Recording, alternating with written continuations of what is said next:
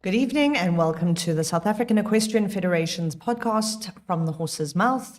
My name is Georgie Roberts and I am your host tonight as we talk today about what can sometimes be a controversial topic for people, whether to use them, whether not to use them, and what to use. We're talking about bits and bitting tonight, a nice change from the heavy topics of the last few weeks. If you didn't join us, we covered safe sport 2 weeks ago, and last week we had Dr. Sheila Hegarty in the studio to talk about clean sport. Both essential topics for all equestrians to familiarize themselves with. Tonight, a little bit of a lighter topic, and we have Dawn Mansfield, a lecturer from the Equine Science course at, I should know this because I did the course and Dawn was my lecturer, at what is now called the Tshwane University of Technology. She does the diploma in Equine Science. Dawn herself is now a Masters of Technology. Is that the correct phrase? MTech, Agric, Equine Science. And that, of course, gave birth to her current project, which is what we're discussing here tonight, which is pro-bitting, which aims to feel the connection for horses and riders alike.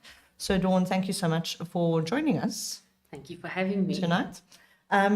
So, obviously, we're being quite broad with SAEF tonight because we're aiming to engage everyone from, obviously, high performance is very interesting, but really entry-level people and understanding the uses of bits, what they would choose for their horse and why. I think bits get a lot of a bad rap, or they take a lot of responsibility for a lot of things that happen with horses. So I'm interested to discuss that, but can we discuss a little bit about the Equine Science course at Pretoria? When I was there, was Pretoria Technikon. Yeah. And you've been there for quite a while now. I don't want to overstep a boundary and say it's been. I did start when I was very young, fortunately, but I have been there now for going on 23 years, actually. I was going to say 20, and I thought, oh, she might smack me. No. I'm still scared of you. For 23 years now, and the course itself has been running it's going on 32 years.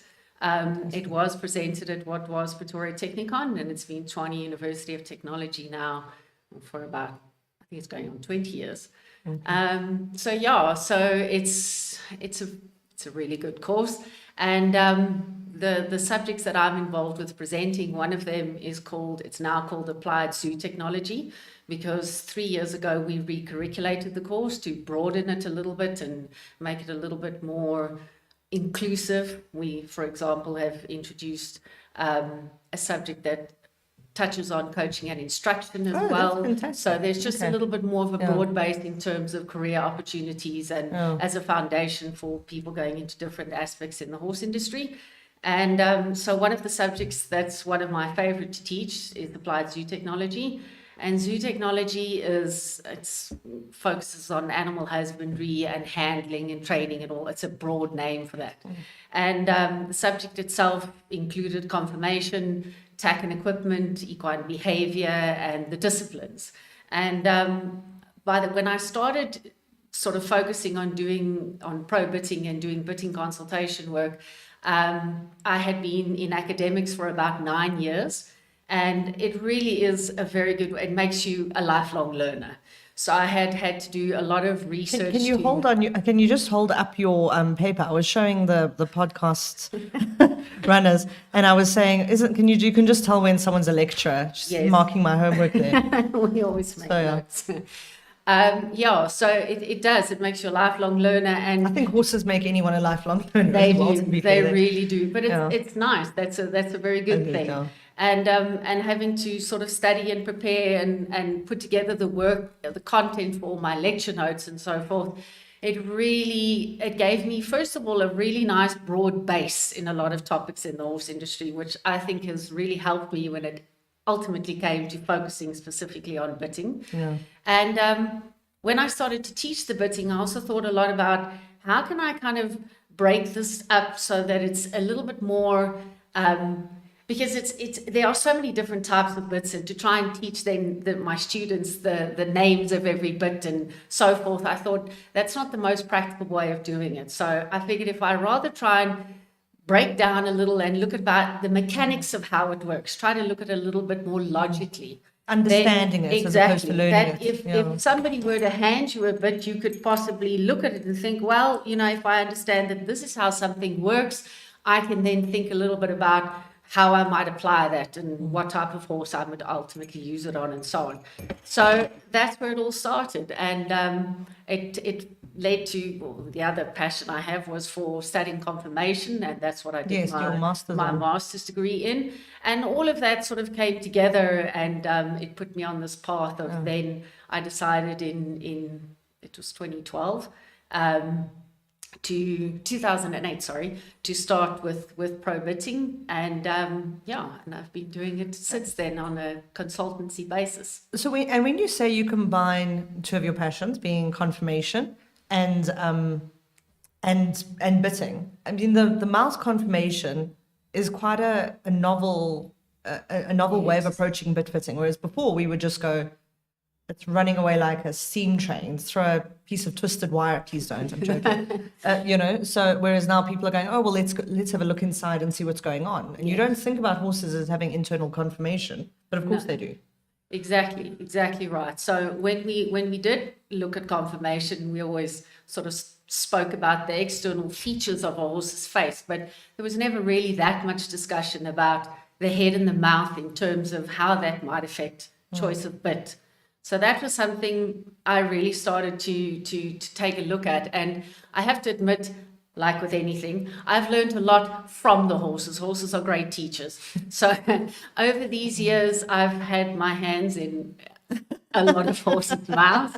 It sounds like, have you ever seen that thing that says, describe badly what you do? Yeah. Well, Okay. Well, that's quite literal, but that is literally how it's done.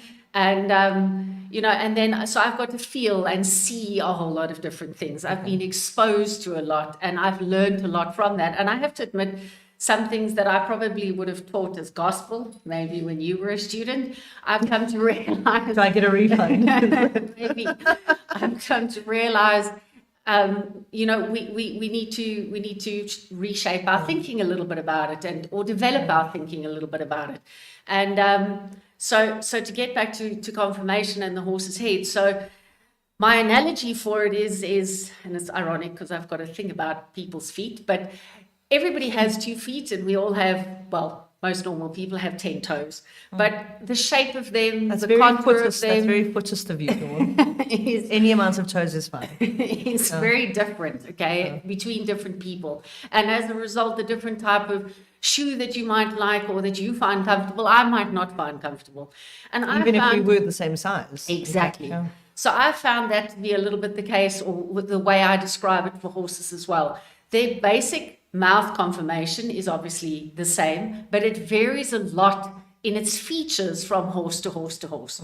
So just to give a drop of theory, that's the lecturer in me. Here we go. And I just want to interrupt and just remind anyone that's tuning in, and we do have some listeners, if you would like to pop any questions for Dawn, take advantage of having the lecturer in the room.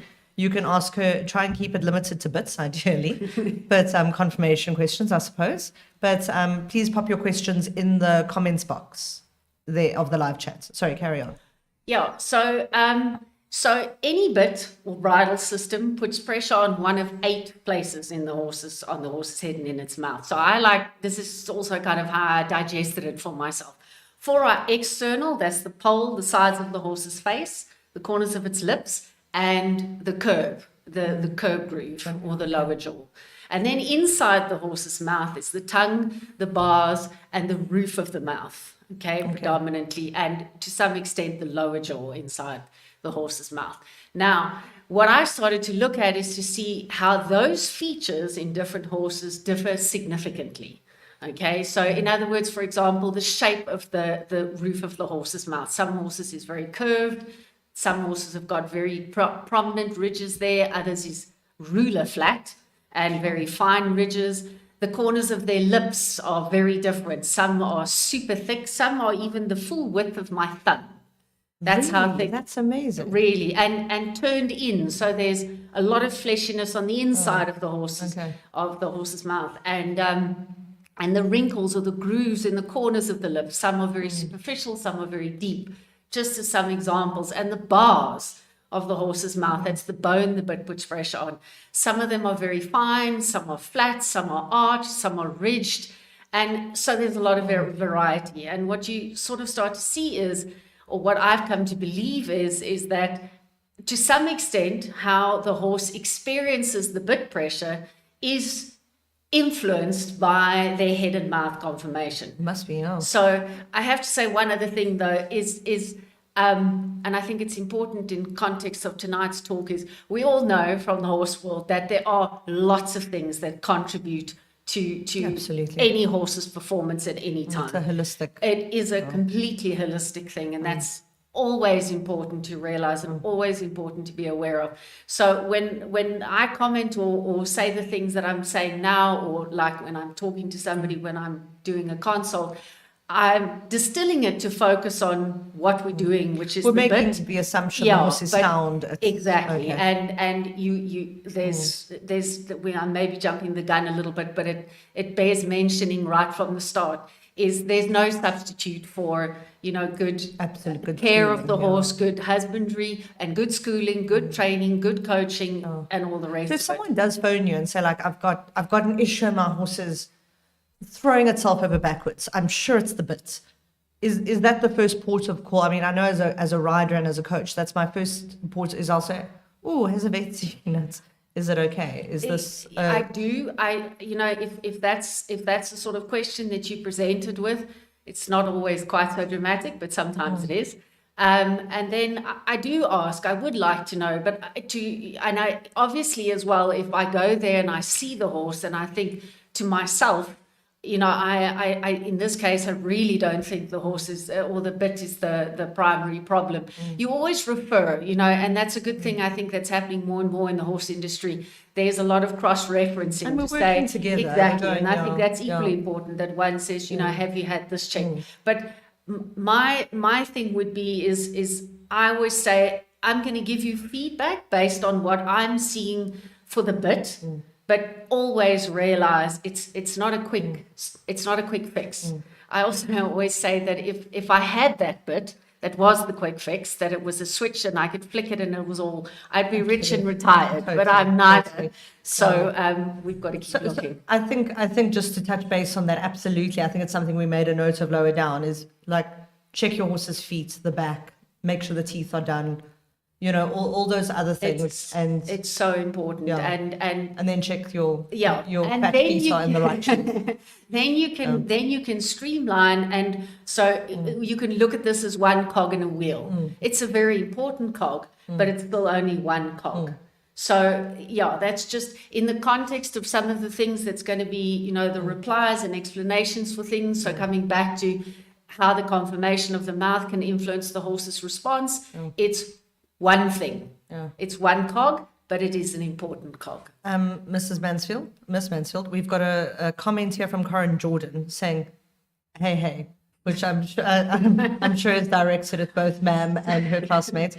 I think it bears to say that the Equine Science course actually had some really good alumni before we go on. I know Belinda Martin of Pembroke, who's one of our club owners and very active in the show jumping community. But they've been loads. Yes, they've been really okay. Well, there's one. Corin is an Equifeeds rep now, I think. Yeah. Okay. Sorry. So we've discussed briefly the horse's mouth conformation. Where do you want to go to from there? Do you want to discuss what determines? Talk a little bit about the action and the. I don't know how you want to give segue to that. Let's have a look. I think that's always a little bit of a question, is the Venn diagram now. And it's a tricky one. Is there is that question of which is more severe and why?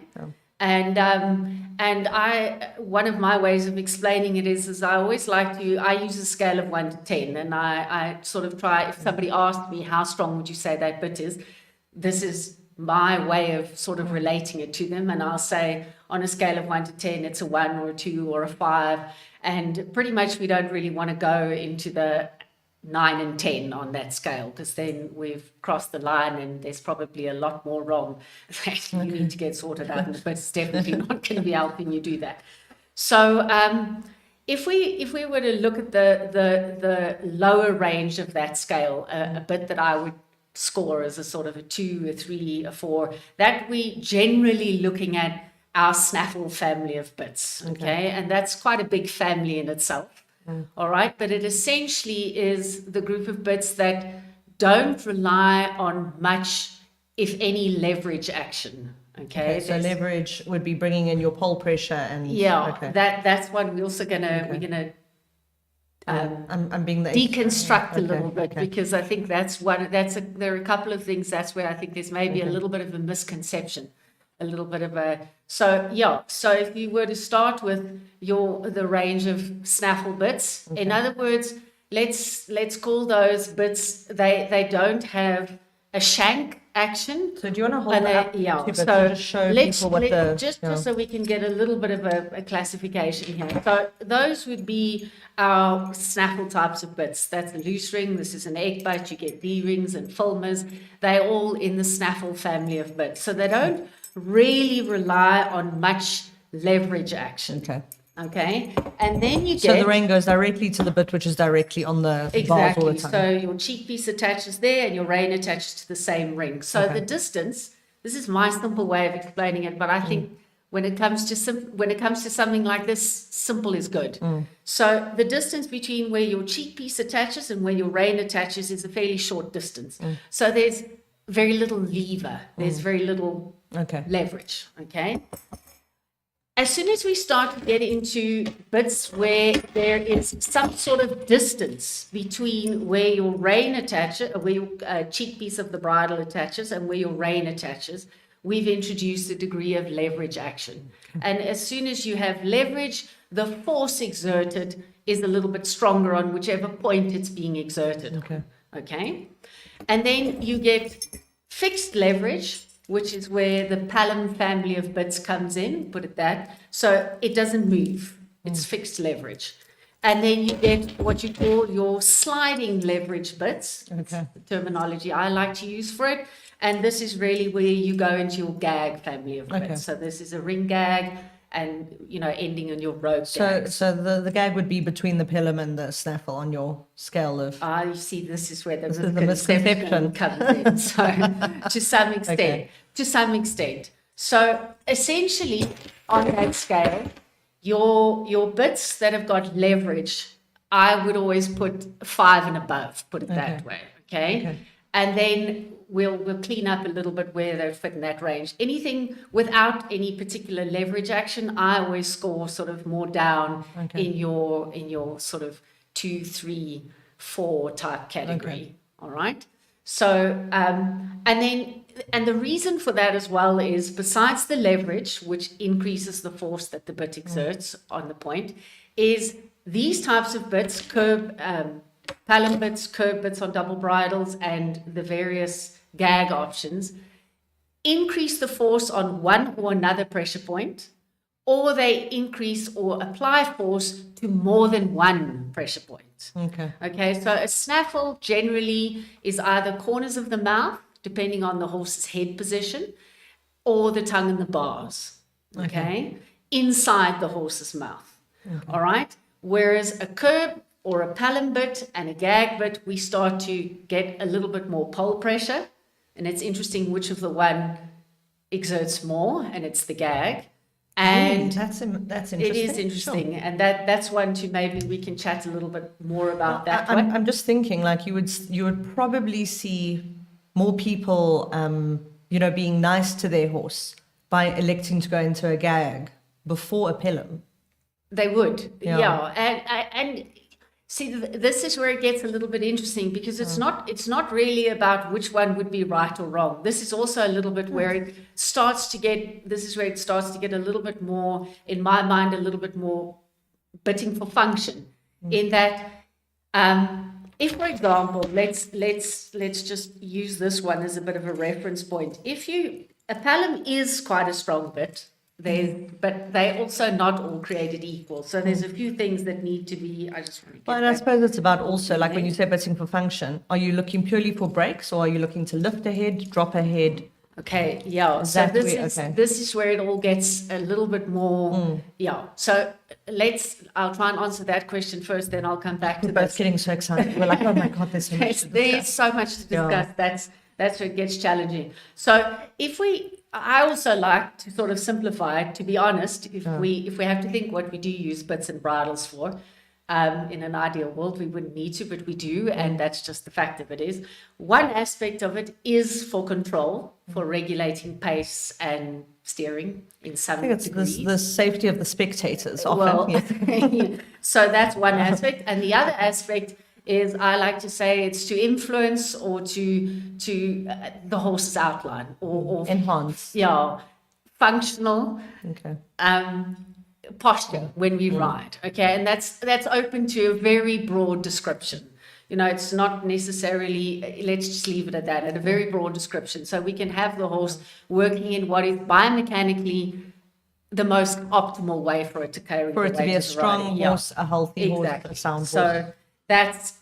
And we do use bits to help influence and regulate that to some extent. And this is a good example of where we know it's about everything combined, and our goal is not to focus it all on the bit, but the bit has a role to play.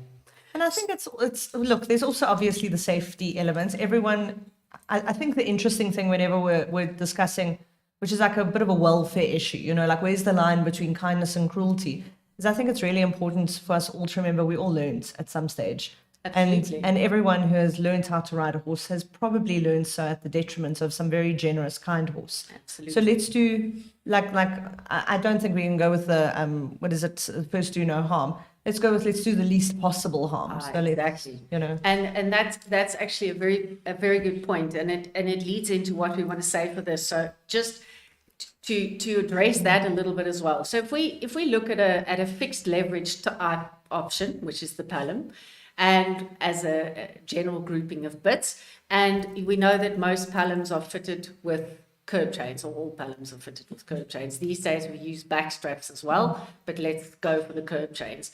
So as soon as we've got that, I always like to, and I do this with people, if you put your arm through the bit. Were you going to say you do this with people you don't like? I think that sounded like the end of the sentence. And if you were to rotate it like that, you can actually see the extent to which it clamps my arm between the mouthpiece of the bit and the curb chain. Yeah. So this is where, for example, as opposed to a snaffle, the Pelham brings more of those pressure points into play, and it has that clamping action. So that's where it's a higher level element of control comes from, and it focuses the pressure on the horse's tongue and bars, for example. And generally, as much as we understand it, pressure on the horse's tongue and bars helps encourage the horse to flex a little bit more and lower its head and neck. Okay.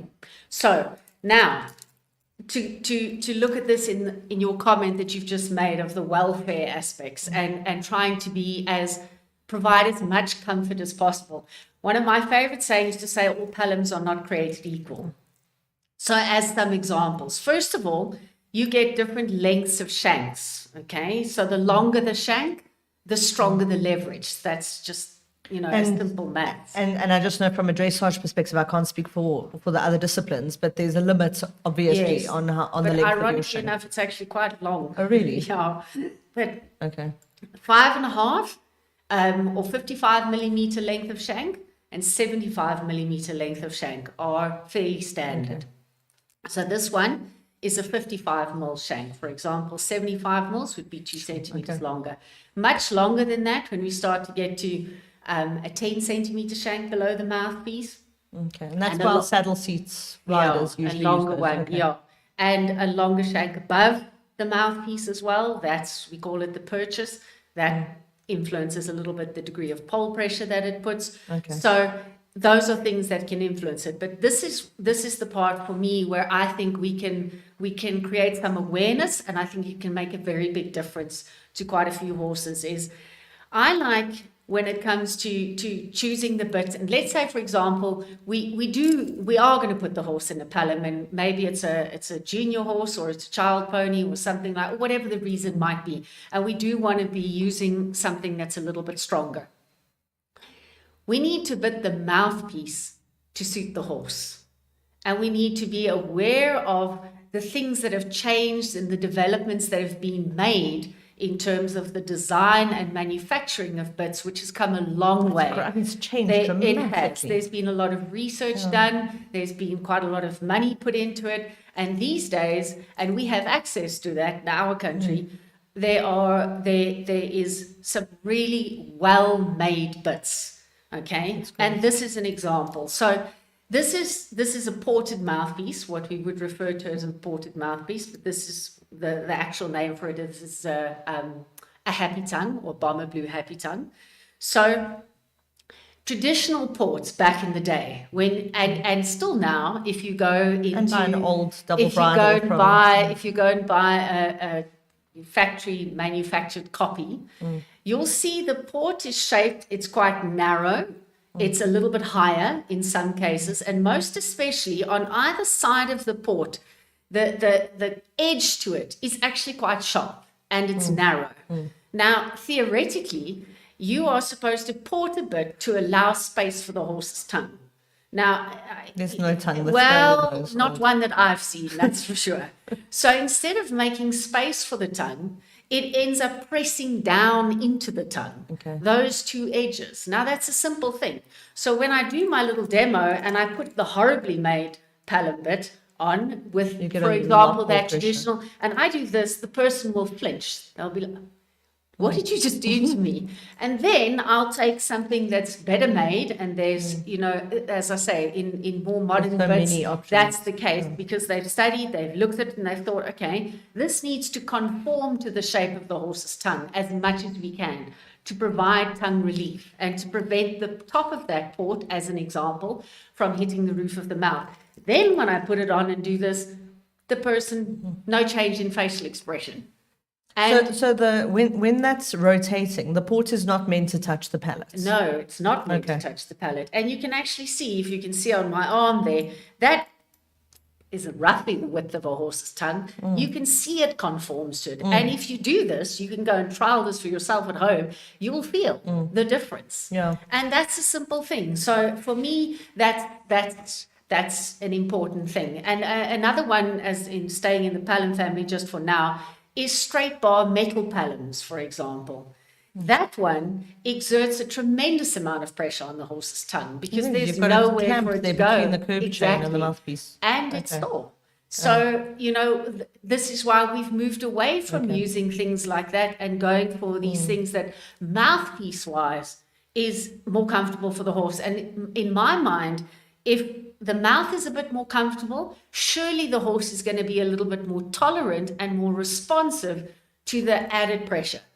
So, so if I expect you to run 5 kilometers and I put a stone in your shoe and I make sure the shoe doesn't fit, you're not going to willingly run those 5 kilometers. Even if I actually was quite a talented runner. Exactly. If I put the best shoes on, and now I'm not a talented runner and you're making my life harder. But if you're a bit more comfortable in your shoes, you'll at least be a little bit more keen to do it. So that's... I had a coach once say to me, I said I think I should try different bits, and they were very annoyed with me and said, you must just learn to ride properly. And I said, okay, I'd love to do that overnight, but in the absence of that, perhaps we could try. It's an add-on. It's a marginal gain. So I say to people, that's a good marginal gain. I like to say it's an incremental improvement. Oh, that's lovely. And that's what we're looking for. But if you get enough 1%, you get a whole 10%. Exactly. Okay. If we can add, and anything that we can do to add to the horse's comfort, I think it's our responsibility to do. Well, it's so, SAEF, Janine Turner, who was in here for the SAEF Judicial Council, said, we're here, it was about the equine anti-doping talk, and she said, we're the horse's voice. So we're not here to be jerks. We're here to just remind everyone that, we're not doing the sport for fame or fortune. We're doing it because originally there was the child who loved horses. Absolutely. So, absolutely, let's make it as nice for the horses to be even more generous to us. I think just to show as another illustration is, I haven't got to that one yet, is the tongue, of the horse's mouth. Second to the roof of the mouth, which doesn't experience much pressure from any bit, which shouldn't in this day and age, the tongue experiences significant pressure from most bits, even bits designed to provide tongue relief. The very fact that it's sitting in the horse's mouth, resting on its tongue, means there's a degree of pressure. I think you used and this was a bitting myth that we discussed. I thought I was being very nice, putting a big fat bit in my horse's mouth. And you said, imagine running around with a gobstopper in, and there's nowhere for the tongue to go. Exactly. It fills the mouth. So it does. It fills the mouth completely. And if you look at some pictures that are drawn of a horse's mouth, it sometimes creates the illusion that there's actually space in the horse's mouth, like there's a gap between the horse's tongue and the roof of its mouth. But there isn't. Okay, and some horses, they weren't actually designed for a bit. They were not. No. Despite how cool. And some horses have got thinner tongues, and others have got very fat tongues. And they not only fill the mouth, they bulge over the bars. You did that lovely, and I would urge anyone at home with their horse to go and do it out of interest, because it's something you don't think about. It's just to stand and lift the corners of the lips away. And I remember you showing us on one of the horses that the tongue completely protruded out of the, what's it called, the the diastema, but between the bars, between the teeth. So so with this in mind, with the fact that one, we know, second to the roof of the mouth, the tongue is the most sensitive part of a horse's mouth. Okay, and secondly, that it fills the mouth completely, and thirdly, that horses have got different shaped tongues. Some have got very long tongues, so they end up twisting in the horse's mouth. Very thick tongues, all sorts of things. So in, again, older bits, they used to make the two sides of jointed bits, for example, straight. Okay, so then in your traditional single jointed bit, that famous nutcracker action, which it does have, was two straight lines. So the nutcracker was stronger. It's like snapping a pencil in. Exactly. Whereas as soon as we now do things like this, you can see the contour on that bit. Again, if I put it over my arm, the feel is just different. Softer. Yeah. So it's a small change. It's still a single jointed bit, but it's just made with more comfort for the horse in mind.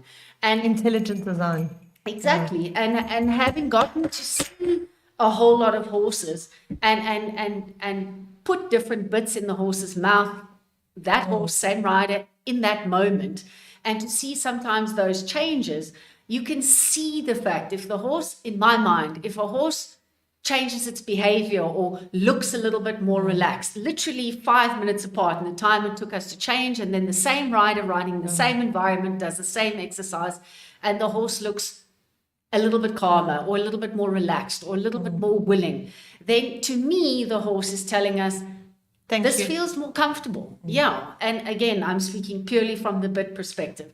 And I think that's really important. That's how the horses give us feedback. How they communicate. There's a equine behaviorist or natural horseman called Bridget Hampton, and she says, it's funny how often we'll lean into the dialogue that our horse is being a jerk or it's being naughty. Yeah.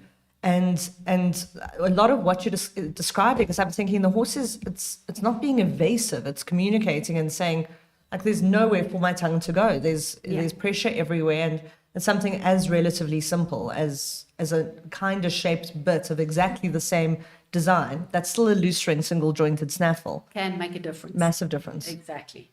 And if,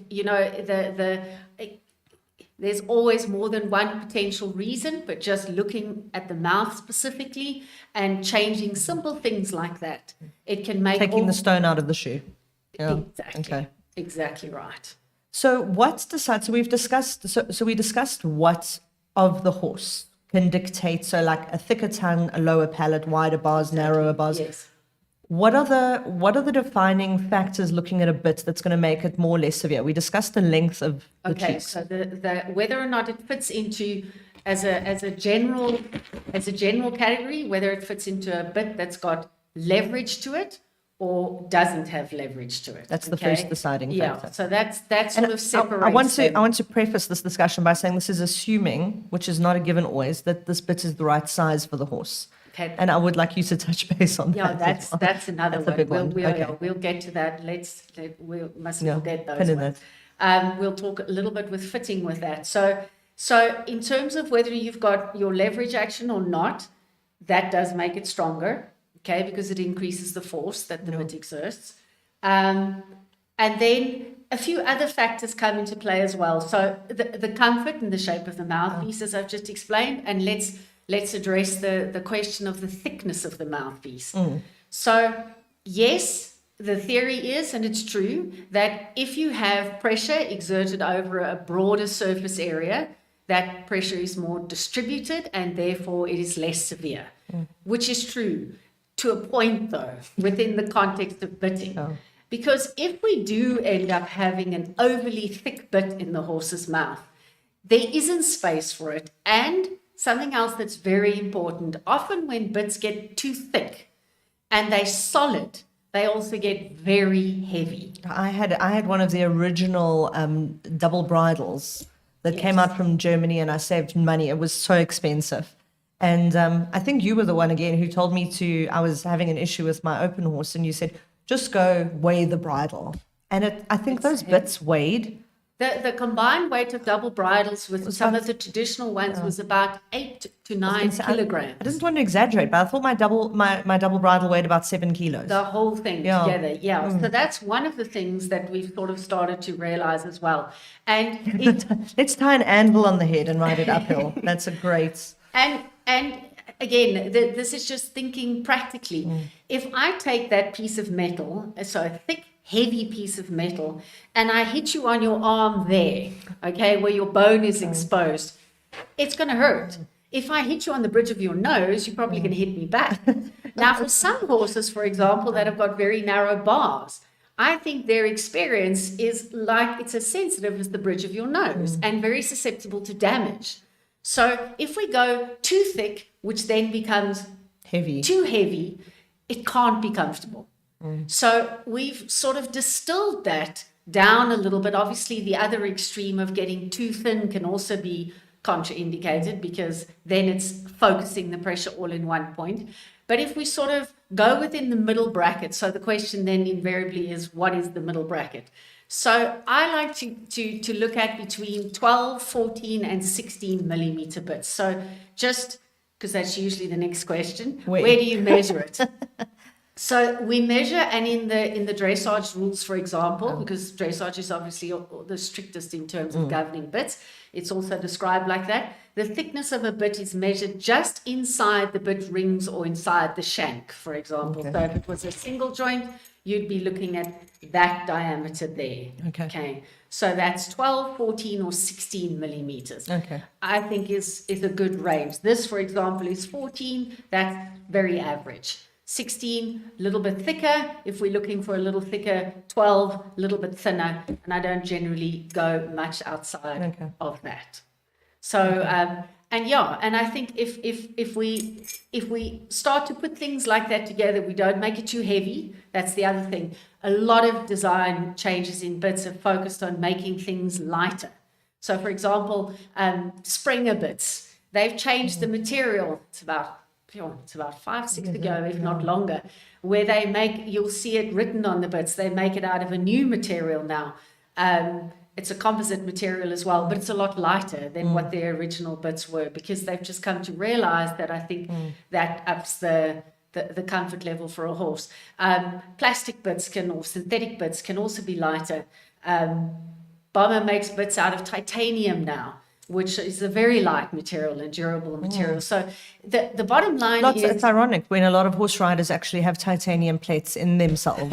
It's the full circle of a metal. It's great. It is. Yeah. So basically, within trying to get this as comfortable as possible for the horse and still meet the requirements that we may need in terms of control or whatever for the rider, these are some things we can create awareness with. Be conscious of is it overly heavy? Is it too thick? Is it shaped to contour to suit the horse's mouth? Speak about the joints.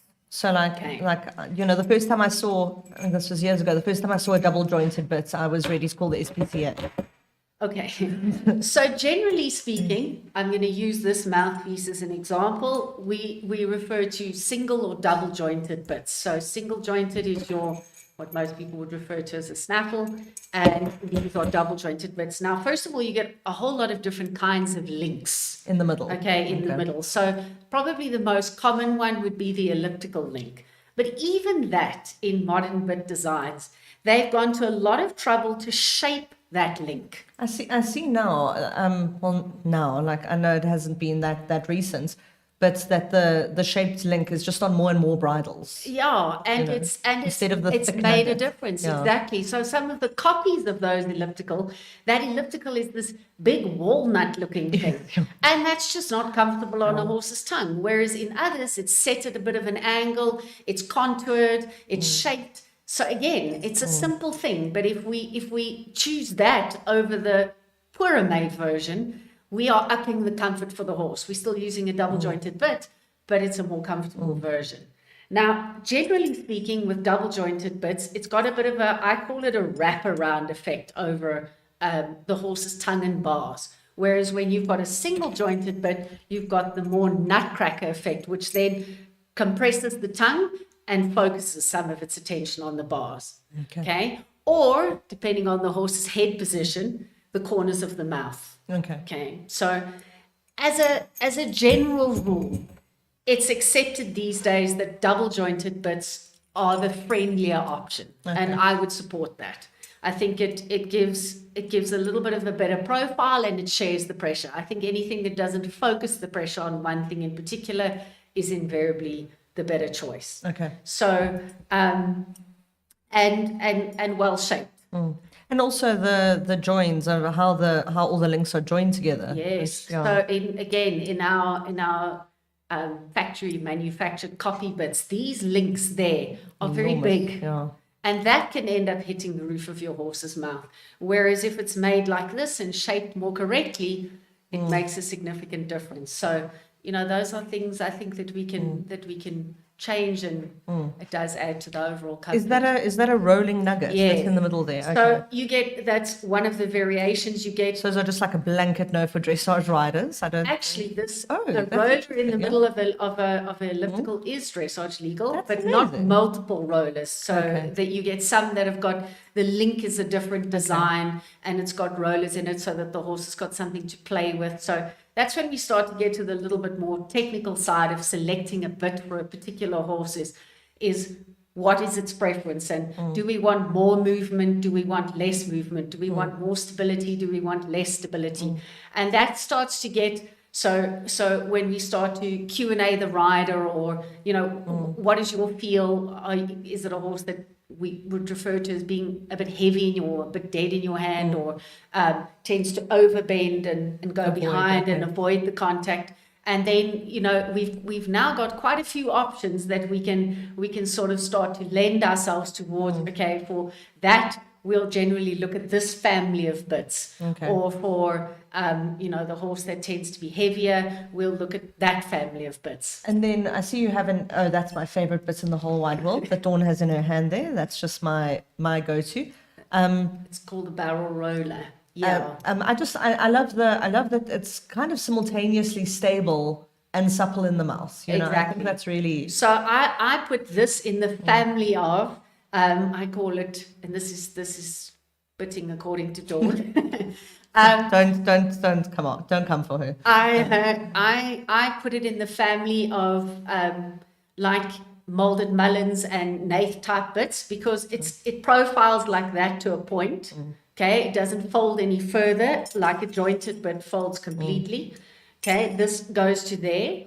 So that gives a little bit of play and movement over the tongue, but it's got this action. And that's very beneficial. So it's a stable but not rigid feel in the horse's mouth. And for horses, for example, it's not set in stone, but who can tend to be a little bit behind and want to back off the contact, this can prove to be a very good choice, in terms of getting the horse to feel that they can go a little bit more into it. I was looking at it actually from a point of view of a fixed cheek versus a loose ring. So also a good question. So as a general rule, when we've got loose ring bits, when you put pressure on the rein, the mouthpiece slides to some extent on the ring until it catches. And when it catches, a little bit of leverage, baby leverage, not like on those bits, is applied to the mouthpiece. So there's the sort of universal way of describing that is to say there's a little bit more play in the mouth. So the way the horse feels that, or the way we think they do, is that when you start to put pressure, the horse has got an opportunity to respond a little bit to the changing feel in its mouth before it becomes a little bit more set and it feels the full impact of the rein. Does that make some sense? So there's that slide, there's that bit of play.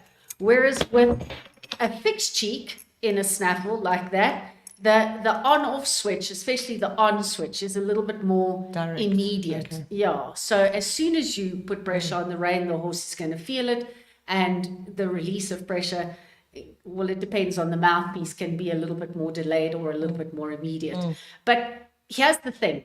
So just having said what I've said, when we say this is maybe a bit more immediate, this offers a bit more play, then there can be a tendency to think this is stronger and this is more forgiving. And I'm going to say, and this is based on observation and really having the privilege of being able to watch many different horses respond to multiple bits, and as I said, they are the best teachers, I wouldn't say that either is stronger. They're the same. They in terms of strength. It's which one the horse prefers. So some horses, Thank you for that great variable. Here's all the information. Your horse might hate it. Good luck. Exactly. Some horses like the stability. Some horses like the fact that when you go into something fixed, it doesn't slide through their mouth. I'm so upset that you haven't got like a textbook answer. No, do a multiple choice? No. D, you are, more so than ever before. I think we have to keep it simple and we have to avoid, I'm actually glad you said that. My way of saying it is we have to avoid absolutes when it comes to bitting. So to horses. Yeah, exactly. There's been so many times that I have absolutely pinned myself to something and said I would never do this. And then there's a horse that you go, oh, okay. Exactly.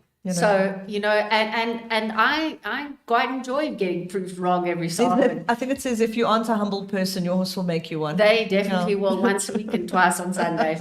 And I'll think this is what I think it's going to go well in. And then it doesn't. And then you try something else and I think, okay, well, I'll think outside of the box.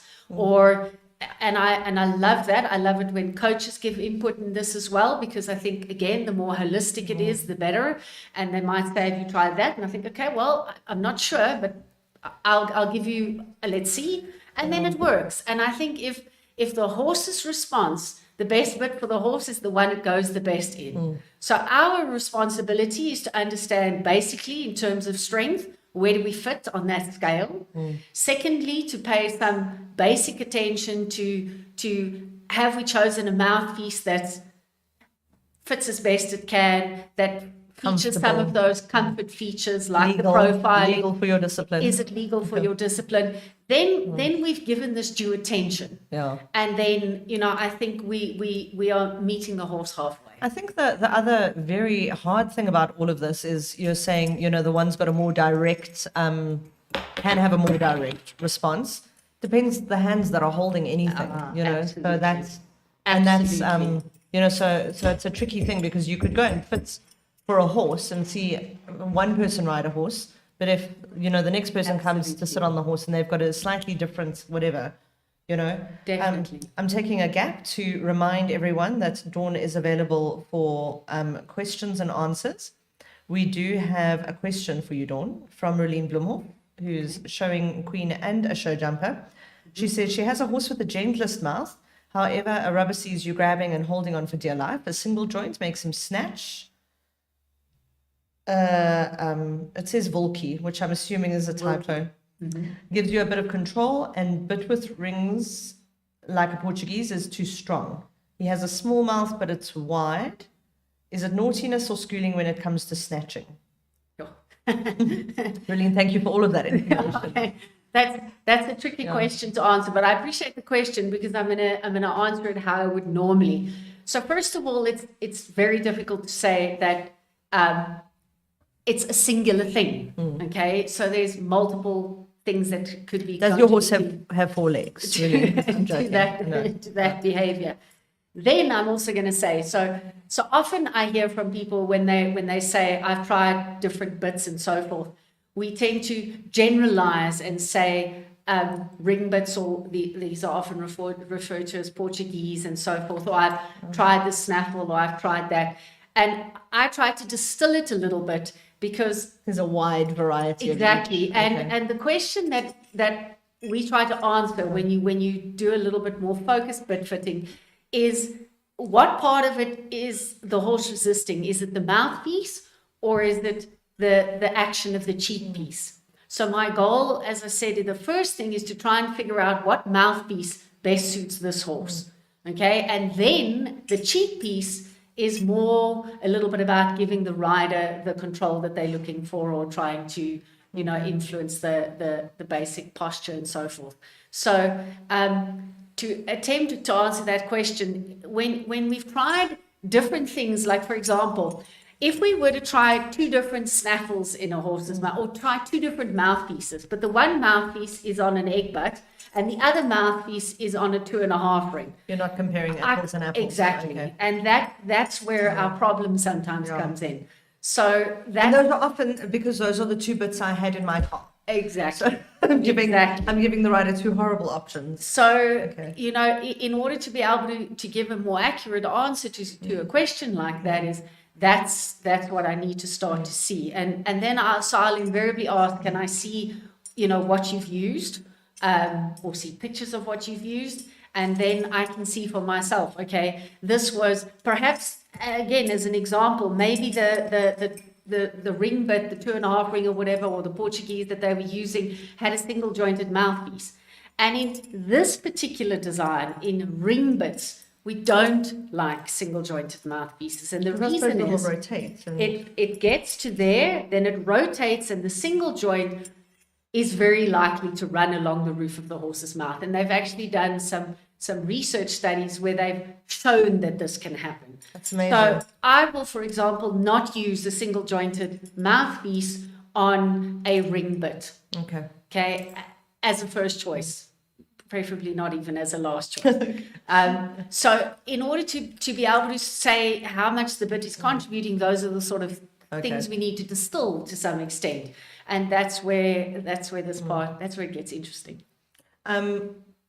One of the other things, just in discussing, we've discussed what decides a bit softness or severity, but I am interested about the material that is used in bomber bits, but also the size, how the size can make a difference. If you've got a bit and we always think better too wide than too narrow, obviously, but it brings a different list of problems. Yeah, that's a very good. As someone who's pulled a bit, I had a memorable moment at a client's yard showing a horse to someone, and the bit actually, I had a cheek piece in the horse's mouth, and the bit was sitting here, and I was smiling as it ran away with me back to the stables. So this is a very good question, and I'm going to answer it in 2 parts. So first of all, the width of a bit, and what's the right one for your horse.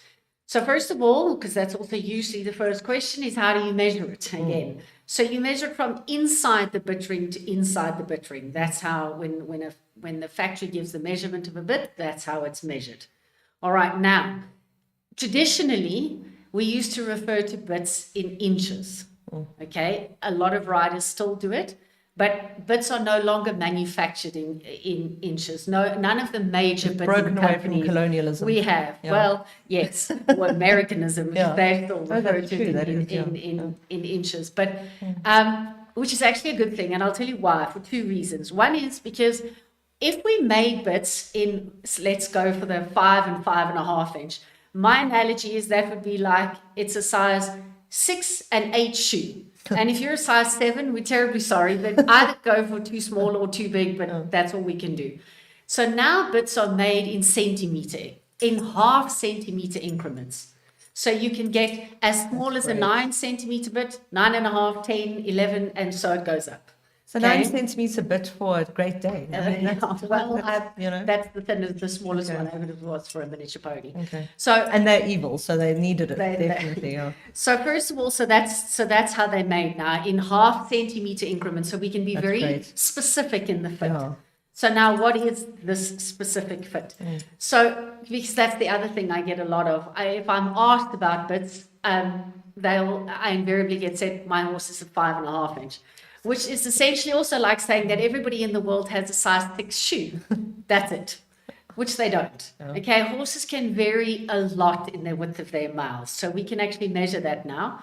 And for example, you can get, I've had ponies that I've measured that had wider mouths than 17-hand warm bloods. So just because your horse is physically tall doesn't mean it's got a big mouth. So there is so much variation there. So as a ballpoint, most horses range from in and around about 12.5 to about 14.5 centimeters. That's a very ballpark, but here's where it gets interesting. If you're fitting your horse in a loose ring bit, any kind of loose ring bit, okay, where the ring slides through the mouthpiece, we need to give clearance of that hole in the mouthpiece, okay? Because we don't want it to pinch. So the corners of the lips. Exactly. Okay. So we would literally want, I don't know if that can be seen, but we'd literally want the corners of the lips to be just off that opening so that we don't get pinching.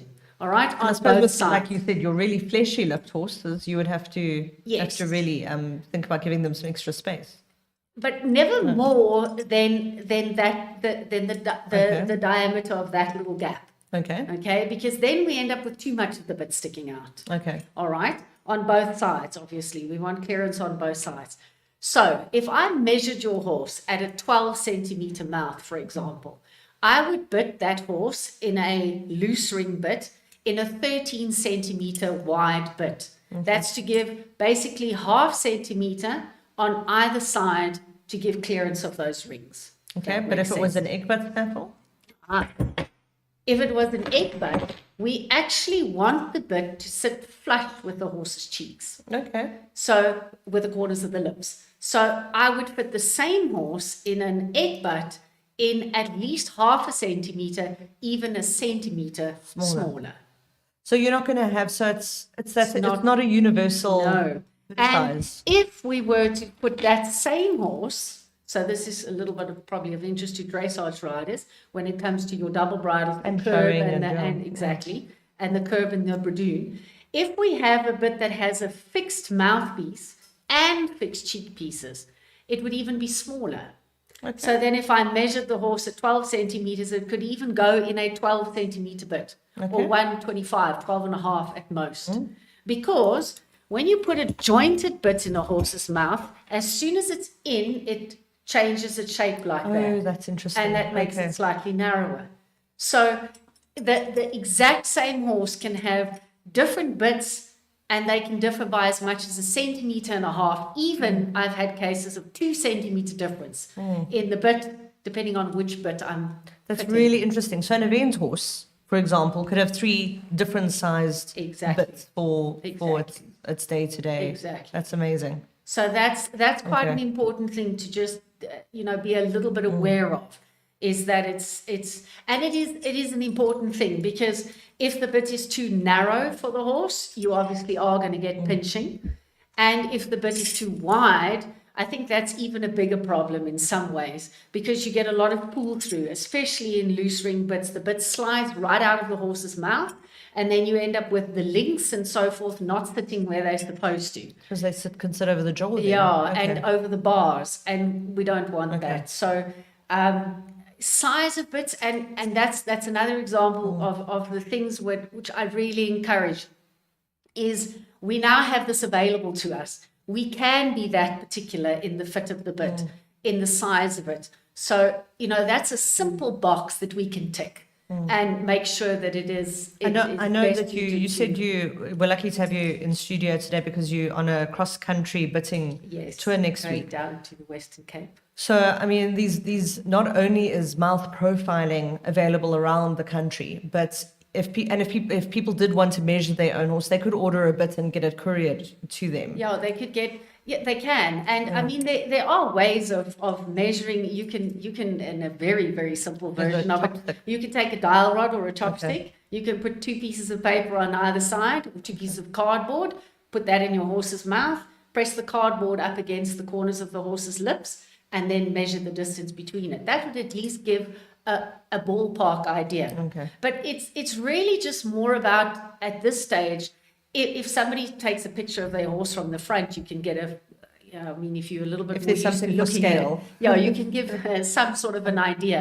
But it's really about creating a little bit of awareness in people's minds that there can be differences in terms of the size requirements depending on what bit you are using. Relene says, how do we do focused bit fitting with Dawn? You can contact Dawn.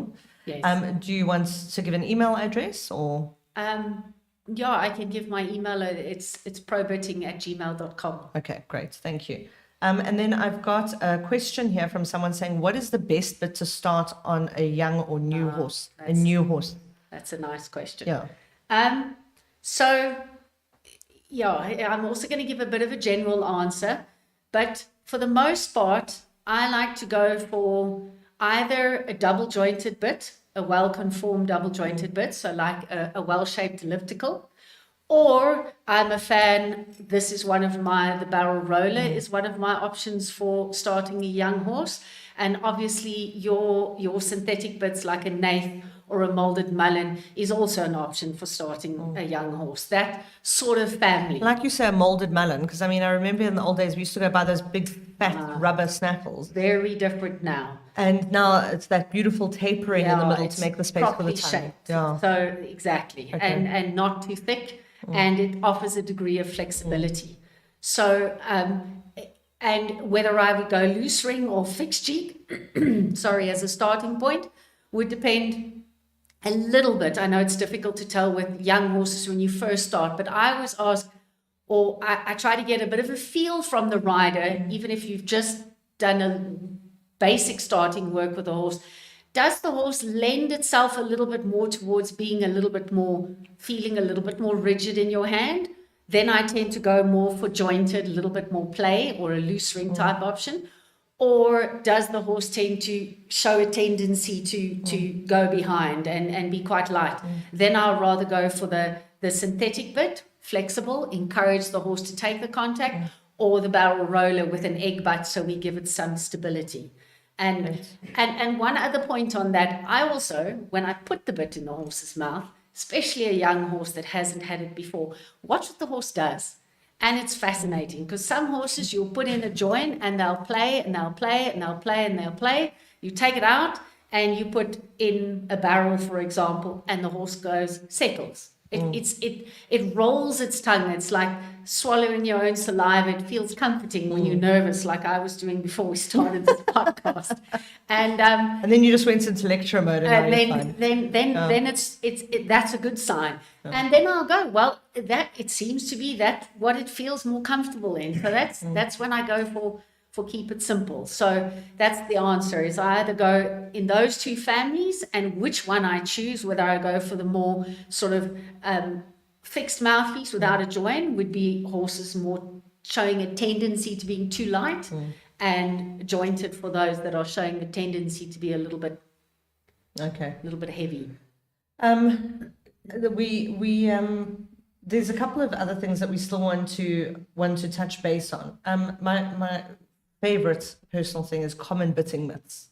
Yes. Because I feel like, so we've touched on the fact that thicker is not always better. It's not always kinder. Wider is not always better or kinder.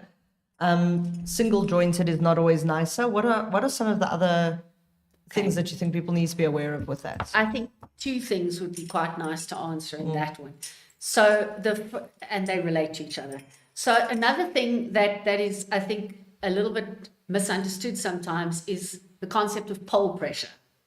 Okay, and how much of it? And we've actually got a question about Philip Boucher in the waiting in the comments. I'm getting there. Ria, she is about to answer your. Yes, she is. Okay, so let's look at that a little bit. So the first of all, pole pressure is exerted by the bit when the bit rotates to some extent towards the nose. Towards the nose, to some extent, and pulls down on the cheek piece of the bridle, and the cheek piece is attached to the pole piece, So it's the pressure of the cheek piece on the pole piece that puts pressure on a horse's pole.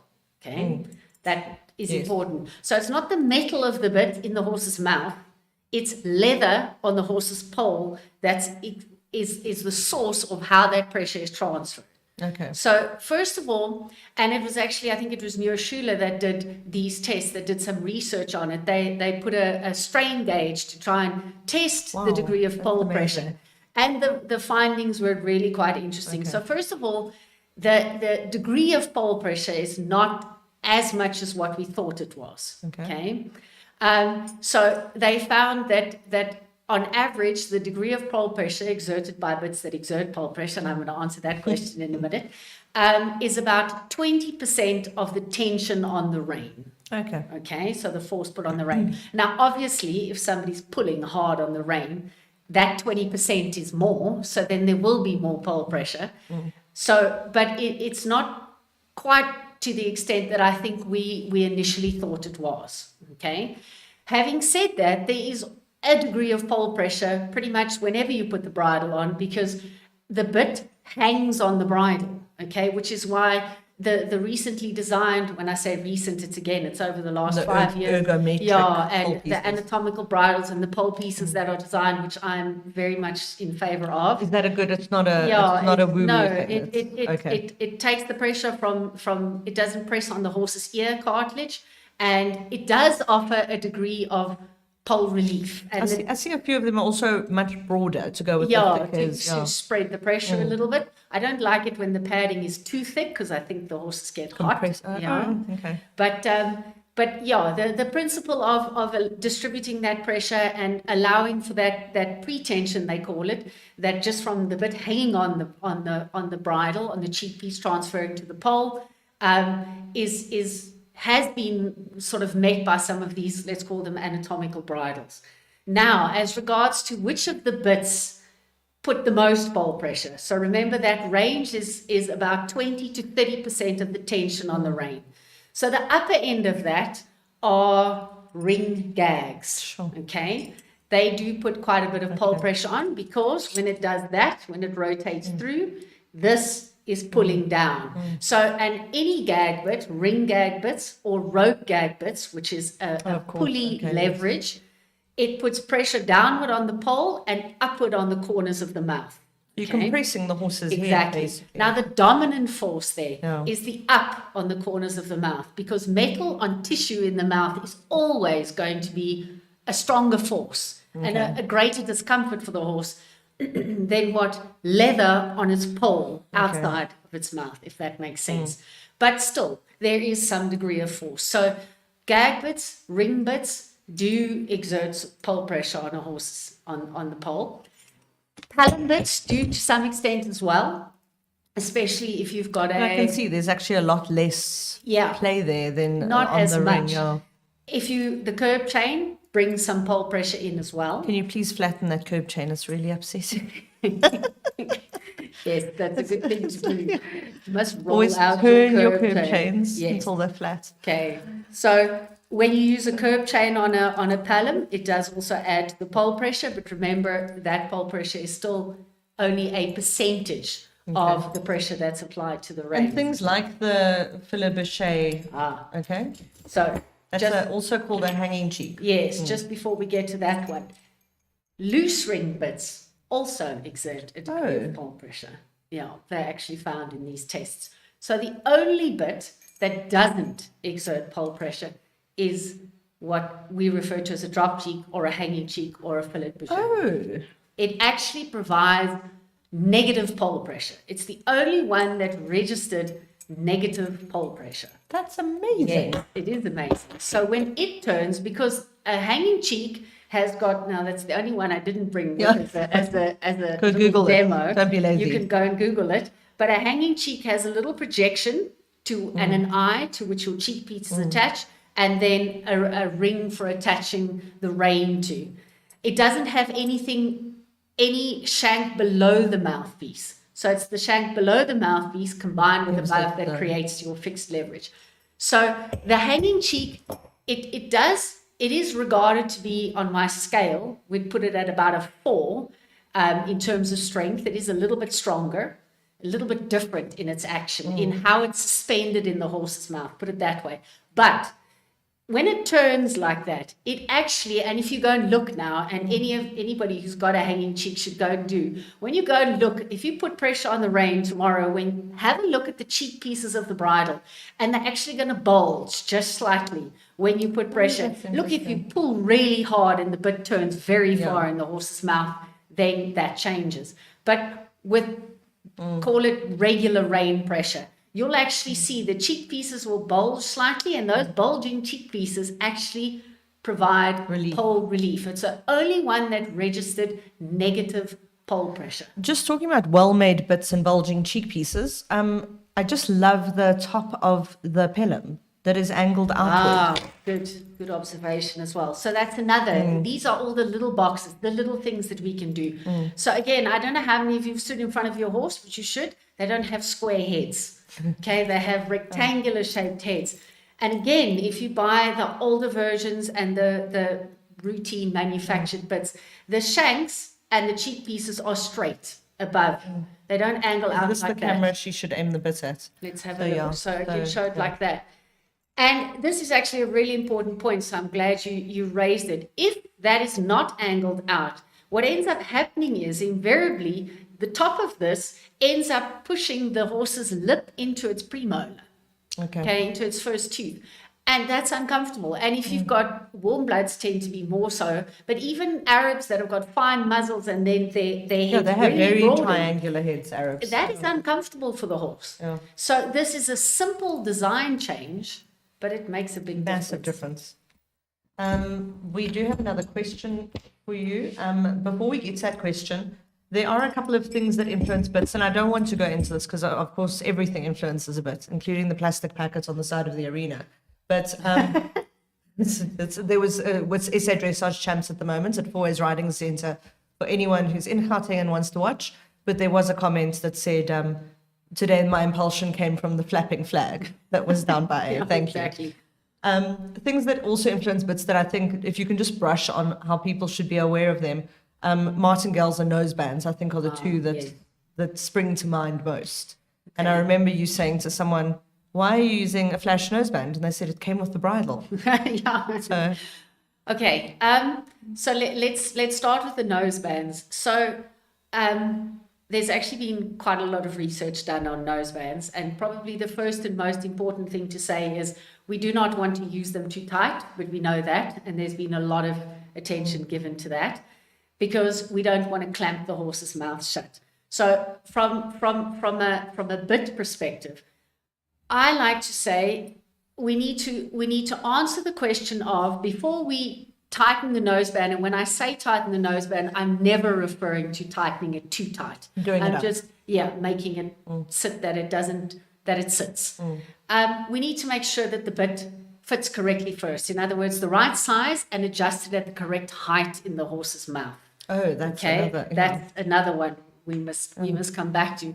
And then I think if we use the noseband, and these days there are some nosebands, they also call them anatomical nosebands. There's some variations in the design. The noseband can offer a degree, especially ones that have got, like, let's call it the generic flash strap underneath it, like a flash noseband. But there've been some design modifications in that actually sit quite well, and they're designed to sit further behind the facial crest, the side straps of the noseband, and there's a nerve right there, right? There is multiple, and it ends up stabilizing the bit a little bit in the horse's mouth, and if the bit fits correctly and it's a comfortable mouthpiece, and some horses can then do quite well when there's, I would say, a little bit of the added stability of the noseband. But what I'm not ever too keen on, and I discourage, for example, with a flash noseband, is if the flash strap that goes under the bit is pulled too tight, and the top strap, the cavesson part of it, is too loose, because then what it does is it pulls it down, and that part of the noseband ends up sitting on the horse's nasal cartilage, and that can cause the horse, that's more sensitive, and then it starts to block the airways as well, and that's it being used incorrectly. And out of interest sake, they've also done some tests now on nosebands, and they found if the noseband sits too low and ends up shifting down on the horse's nose. Remember, your noseband also goes over the pole piece of your bridle. It can also put pole pressure on your horses.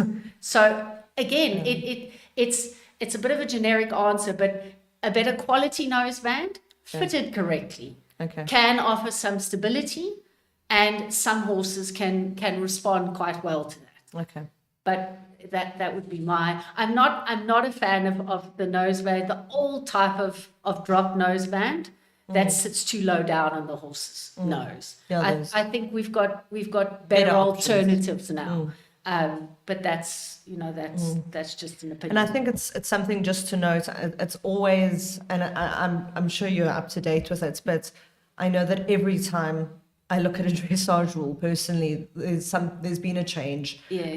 Everyone must check with their discipline associations what's legal and what's not. Yes. And the onus is always, as we were discussing with people about getting your vet to inject things, the onus is always on the rider to make sure that they're 100% compliant. Absolutely. And martingales. Okay, so I'm going to only really mention the running martingale because that's the most commonly used one. So the thing with the running martingale, which is actually call it quite useful, is its action only comes into play when a horse lifts its head past a certain point, lifts its head and pushes its nose out. And how it works is those two straps of the running martingale that are on your reins, then they will exert downward pressure on the reins, and that downward pressure on the reins pulls the bit down in the horse's mouth. So if a horse has got its head up and its nose out, it transfers the pressure of the bit predominantly to the corners of its lips. Now let's say it's a horse that's got a little bit of a fleshier lip and a little bit more muscular, and it's got a bit desensitized there. It can tolerate that pressure quite easily. So the horse has realized that by doing this, and they learn by association, we know that, I change the feel of the bit. I change the pressure point. So there's a lot of other reasons, but I'm saying from the bit perspective, it might be learning to do that. So it takes the pressure off its tongue and its bars, which are more sensitive, and it puts it on the corner of the lip. Now, if you've got a horse that does that, and you've got a running martingale that's also been correctly fitted, when it gets to a certain point, it pulls down on the reins, and that then puts the bit pressure, transfers the bit pressure back onto the tongue and the bars. And invariably, tongue and bar pressure tells the horse, lower your head to find relief from that pressure. And as soon as the horse does, the martingale releases its pull on the rein, and that's the release of pressure. I heard at SHM yesterday, someone said, it's great that you can ride a dressage test with a knife between your teeth, but ultimately you want the work at home to avoid you needing to do that. Exactly. So, but I think obviously in a competitive environment or on an outride when there's a scary plastic packet, that's a very useful tool to have. Yeah, it is a useful tool because the thing with something like a running martingale as an example, if the horse is generally where we would like it to be in terms of its posture, in a basic frame, it does nothing. It only comes into action, that downward pull, really when the horse lifts its head to... Virtue becomes its own reward. To a certain point. Last question from Bernice, who says, thank you so much for sharing your knowledge with us, which I would agree with. But she says, briefly, what about round rearing bits? What else can they be used for rearing, Bernice? No, I'm joking. Round rearing bits? I assume the anti-rearing, like a chipney bits. I think so. Yeah, well, if that's the one that's being referred to, that's really only designed, it's actually only, it's not a bit, it's not intended to be used for riding. That's stallion handling bit. See, there's also for the race horses. The race horses, but that's a different thing. It's attached to the snaffle. Yeah, it's attached to the snaffle, and that ring is actually only designed to stop the bit pulling through the horse's mouth on racing bits. Okay. It's quite different. Okay. So yeah. Dawn, is there anything else you want to touch base on? I think we've kind of covered all of it. Some of it in a funny order. Yeah, we went back to front and then we got excited and then this is why I can't date anymore. I'd way rather I get too excited talking about bits and who's going to do that with you, No, I think we've covered the we've covered quite a lot. I think the summary would just be, there's one other thing I did want to say. You want to check your lecturer's note? Yeah, I have to.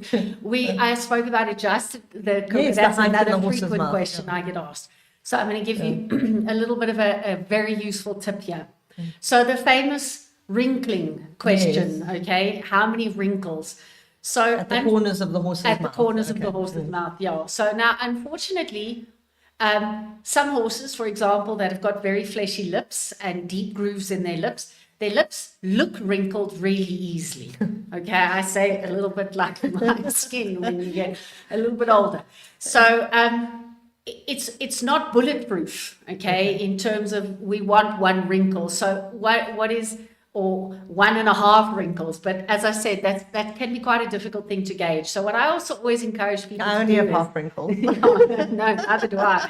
So is when you put the bit in the horse's mouth, split your horse's lips and look where the bit is sitting. And if your horse has got canine teeth, that makes it easier. But even if it doesn't, when you split the lips, you'll get a very good perspective of whether or not it looks like that bit is sitting too low down in the horse's mouth. Because then it would hit the back of the... Yeah, and it's like my analogy, it's like having your glasses at the end of your nose. You'll keep wanting, and horses do that. They start to play with it and what, because it's just not where it's supposed to be. So they can also get their tongue over the bit more easily then. Yes. Okay. So I encourage, I do go for fitting it, that I see the wrinkle or the crease in the corners of the lips, but I always look as well. And if the horse has got canines, so that you can develop a frame of reference, it must be clear of the canines, at least about a finger's width, about 1 centimeter at least clear of the canines. Okay, because otherwise some horses have got unerupted canine teeth, okay, mares and geldings. And if your bit ends up sitting too low, it can end up putting pressure on that tissue that's over that unerupted canine. So very important, besides looking just the crease in the corners of your horse's lip, split the lips and have a look at where it looks like it's sitting, and you'll think, I'm not sure, that looks a little low. Then possibly go a little wider, a little higher. And if it ends up then that your horse has got smiley face, if you do go one hole higher, it probably means your bit is too wide. And then you've had to adjust it too high to get it to sit correctly in the mouth. I'm loving this because Corinne Jordan, who was one of my peers at the university course, said, don't forget to explain where the bit should sit in the horse's mouth. She's obviously watching with rapt attention. And a last question from Maria. In general, why would a horse constantly open its mouth during riding? And I think this might, to a degree, obviously, Maria, assuming that none of the other factors that we discussed at the beginning are coming into play. I was going to say to you, how many cases of horses being pure jerks versus horses giving legitimate feedback on an uncomfortable bit, a bit that's too low, too high, too wide? Like, do you often find you go to fit a bit, and besides the riding element, you can pretty quickly give a horse quite a lot more comfort just by fitting something more correctly? I think that's a good question. I would probably say in about 30 to 35% of the cases, the bit is the primary problem. That's amazing. And I would say in the others, it's one of the links. Yeah, it's a contributing problem. So, and like, for example, the other thing, and let's relate it to the question asked about opening the mouth. Sometimes the problem can be initially when the horse was bitted. It was bitted in something that maybe, like, for example, a single jointed bit on a ring, on a ring bit, on a Portuguese or a 3-ring or something, that did put pressure on the roof of the horse's mouth. So the horse realized, I'm going to open my mouth to try and avoid that pressure. And unfortunately, it becomes a habit. And then I have also seen, even when you change that, even when you put a comfortable bit in the horse's mouth, the habits are hard to break. So when you start to try and address these issues, if the horse is younger still, you can get more longer reaching, more longer lasting, and more dramatic changes. When the horse is already very established in some of these habits, even when it's more comfortable, the habit can persist to some extent. It's still better for it to be more comfortable than not, though. And I know I said that was the last question, but this is a good one. Your opinion on leather bits. That's also a good question. Good question. They're not bits that I've used that frequently. I think they also definitely have their place. You get a small percentage of horses where I think the material the bit is made out of can be an issue. Okay. And it can provide a useful alternative. In terms of the design of the bit, it's a little bit like a flexible synthetic mouthpiece. Okay, they offer a little bit of give. They can generally be quite thick, okay, but they shape a little bit in the horse's mouth. I do think, though, my one comment on the leather bits would be is they require quite a bit of maintenance, okay, because that leather can get quite hard. Oh, that's true. Yeah. How do you maintain oil? Really? Yeah. Still? Yeah. Oh, shame. Yeah. So, but the not tack oil, yeah, but like okay. or cooking oil type of thing can be used on them a little bit. So, but yeah, they I think sometimes when that might be something you every now and again you get horses that are it's. I'm going to say even, sort of the more performance horses that have got a lot on their plate and a lot of things to deal with. We spoke about that 1%. Sometimes something as simple as changing the material because there's so many dots or so many boxes we're trying to tick can make a difference for that particular horse. And in that instance, that might be a possible answer, but it's not one that I use very frequently. And I don't want to leave any questions unanswered for our currently 29 viewers. Equine Lingo says, hi Dawn, always learn so much from you. I agree. Question is, do you find many horses needing various bits throughout their journey or career, or do you find that many go in the same bit for their whole life under saddle? Okay, that's also a good question. That varies quite a lot. I think it first of all depends on what the horse started with to begin with. That can be an aspect. Okay, in other words, if it was quite well fitted from the start, that there's a chance that it can then stay in the same thing for quite a lot longer. It depends on the change in training. It depends on the change in it depends on the change in rider. It depends on, sometimes the shift of the focus for that particular training for that particular horse or what discipline it's going to compete in can shift. That can result in the need of a change of bit. And I also do find, though, that some horses are just more the sensitive. I've got an analogy for just about everything, but I think it's the same thing with some people. Some of us are just naturally more ticklish than others. I know it's a simple analogy, but it's an analogy. And I think some horses are naturally more reactive. I put the bit in their mouths as a 3-year-old for the very first time, and that horse is busy in its mouth.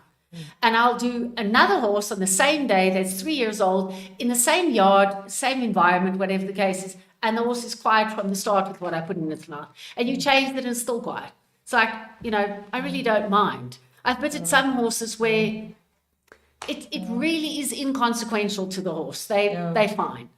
Whereas others, from the get-go, they are. That's actually my own horse is one of the things that finally tipped the scale into going into doing this, because I couldn't find. He reacted to everything, and I changed his bit, and he's now been in the same bit for 15 years. So the answer is, it's not an absolute answer. So it varies.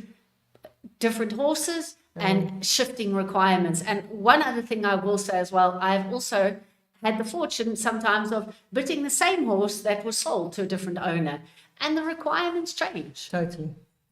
I think it's an ongoing thing, and sometimes I've got pupils who I don't see very often, and they say, like, I need you to write me the warm up, like send me, and I'm like, ooh, like this, because every day when you come to your horse, you have to come with, and I think that's the root of, Shakespeare said, expectation is the root of all heartbreak. Yeah. And it's coming with that expectation, like, but we did this yesterday. Exactly. And the horse goes, no, je no parle anglais, Karen Jordan, thank you, Karen, for supporting your ex-lecturer. Thank you for this podcast. I think bitting is a major factor that is overlooked.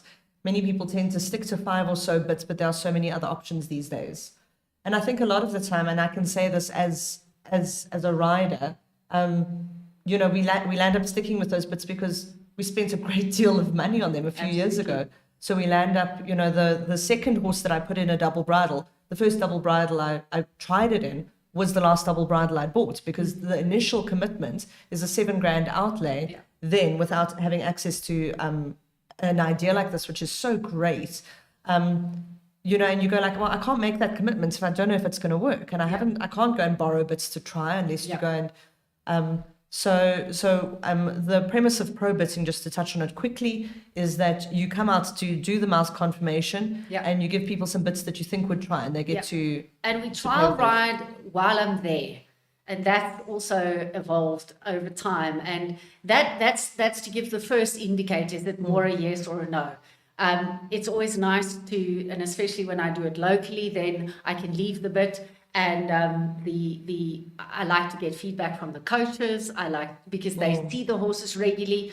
But the bitting itself, you give the chance for the horse to give feedback. And from the ground, I can see, and that's what I'm observing. And again, from having, you know, being able to see so many, it's very interesting. And you interact with the rider, Q&A the rider, what's their experience, what do they feel. We said before we started, sometimes what I see on the ground, what the rider's feeling is two different things. When you do it for children and juniors, it's the most brutal experience, because you'll think from the ground that I thought that looked excellent, and the child's face says, no. Yeah. And then I'll think, okay, now I'm going right out of the box, and then the child comes back smiling. And okay, so point being is in that context, you get feedback from the horse, and that whole package together puts us in the right direction, and be able to give input on the correct fit. Yeah.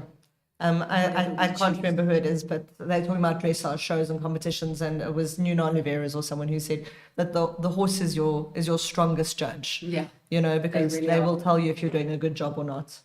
Really Bernice, this is a testimonial. That show I met Dawn, my horse kept running away. She solved the problem with fitting a good bit.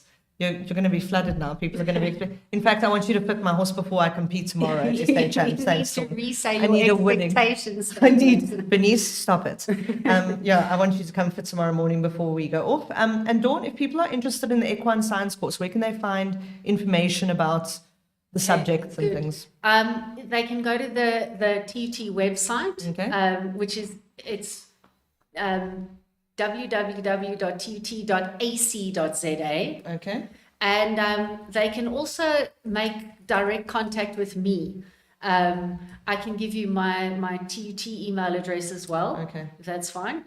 Yes, if you don't mind. It's Mansfield, DF, so 2 Ds, at tut.ac.za. Also, if you just go and Google Equine Science Diploma, it is the first course, the first result that comes up on 100%. Google. Dawn, thank you so much for joining us this night. It was so nice. This is the longest podcast we've had, because we just got going and it got so exciting. One of the more exciting topics that we've had. So I just want to say thank you to everyone who joined us tonight. Thank you for all of the questions and the engagement. Please remember that you are always free to send podcast topic suggestions to podcast@saef.org.za. We would like to thank Dawn Mansfield, lecturer at the Tshwane University of Technology, for the Equine Science Diploma, a course that I actually did many years ago now, unfortunately. She's also the owner, manager, runner, like sole employee of Pro Bitting. Is there a website for that? No. Okay, Pro Bitting. The email address is in the comment section. And Ria also says, thank you so much for this. Love the topic, learned so much. Orla Hunter also says, great talk. Thank you. Thank you for joining us. And we will see you next week, Wednesday, when we will be discussing dressage. We'll do a little bit intro into the disciplines now. We're going in alphabetical order to make sure that there's no favoritism at play. So don't think that this is on me as a dressage rider, that's why we're leading with it. And we will be speaking to Di Smith, who is the president of DSA, Dressage South Africa, as well as Greta Ferreira, now Houseman. She has just gotten married, who was our competitor at the World Equestrian Games recently in Denmark, scoring a personal best for South Africa and herself of 70%. So tune in next week for that podcast. Thank you so much for joining us, and this was Straight from the Horse's Mouth tonight.